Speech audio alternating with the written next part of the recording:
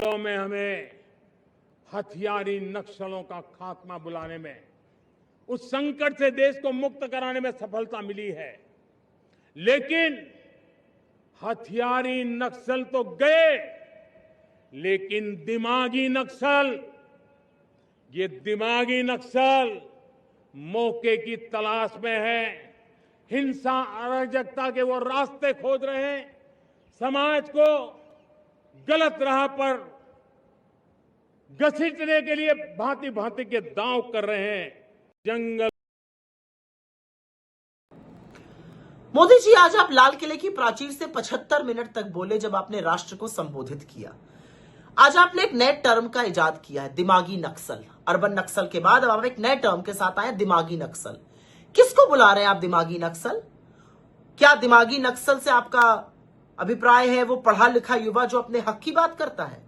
क्या दिमागी नक्सल वो युवा है जो पेपर लीक के खिलाफ बात करता है? क्या दिमागी नक्सल वो युवा है जो कहता है कि मेरे भविष्य की चिंता तो आपको भी करनी पड़ेगी? क्या दिमागी नक्सल वो युवा है जो बेरोजगारी के खिलाफ, इस देश में पेपर लीक के खिलाफ, सरकारी भ्रष्टाचार के खिलाफ उन्मुक्त होकर बोलता है? कौन है दिमागी नक्सल? वो पढ़े लिखे लोग जो आपकी विफलताओं पर आपको आईना दिखाते हैं, आपको कटघरे में खड़ा करते हैं, आपकी विफलताओं से आपका परिचय कराते हैं। कौन है दिमागी नक्सल? क्योंकि एक बात याद रखिएगा, इस देश के युवाओं की ताकत के सामने तो आपको झुकना पड़ा। उन्होंने आपकी और आपकी पूरी सरकार की नाक रगड़वा दी। अब आप किसको दिमागी नक्सल कह रहे हैं, ये रिस्क आप खुद ले रहे हैं, क्योंकि युवाओं ने तो ठान लिया है कि आपको अब वो निकाल कर ही दम लेंगे।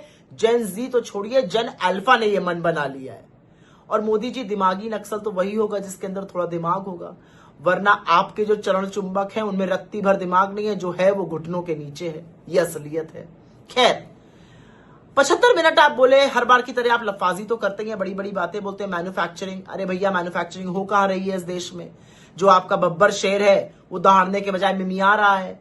मैन्युफैक्चरिंग जीडीपी का शेयर लगातार गिरता जा रहा है, चाइना से इंपोर्ट लगातार बढ़ता जा रहा है। कहां हो रही है मैन्युफैक्चरिंग?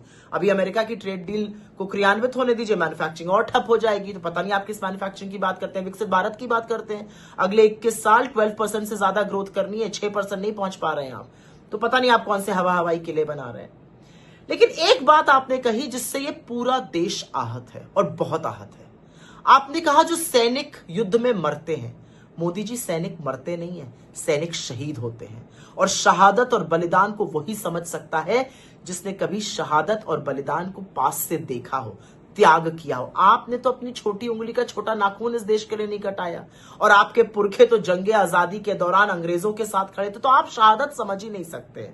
और आपने तो पहले भी सैनिकों का अपमान किया, ये कहकर कि बनिया में सैनिक से ज्यादा साहस होता है। और शायद इसीलिए जब गलवान में 20 जाबाजों की शहादत हुई तो आपने बिना पलक झपकाए कह दिया कोई घुसा हुआ नहीं है, चाइना को क्लीन चिट दे दी। लेकिन एक बात याद रखिएगा, ये देश सब कुछ सहेगा, ये अपने शूरवीरों का अपमान, अपने जाबाजों का अपमान नहीं सहेगा।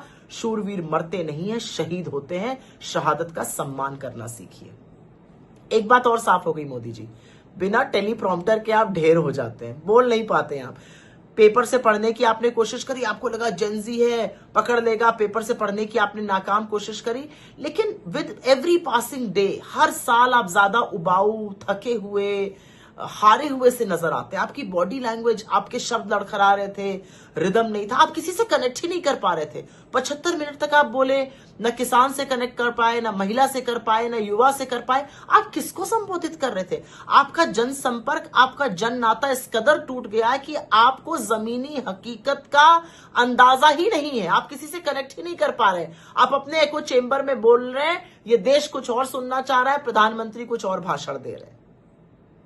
और प्रधानमंत्री जी, एक बात तो माननी पड़ेगी, और इस बात की मुझे खुशी है, मैं सराहना भी करूंगी। आपने आखिरकार नाक रगड़ के, देर आए दुरुस्त आए, ये माना कि पंडित नेहरू इस देश के महापुरुषों में से एक है। आपने उनका उल्लेख किया, इसके लिए आपका साधुवाद, इसके लिए आपको बधाई। आपने कहा महापुरुष जैसे पंडित नेहरू। काश आपकी ये बात आपके वो लिजलिजे गलीच सांसद भी सुने जो पंडित नेहरू को अपशब्द कहते हैं, उनके खिलाफ दुष्प्रचार करते हैं। उनको भी समझना पड़ेगा नेहरू की विराटता क्या है, जो आज आपको समझ में आ गई।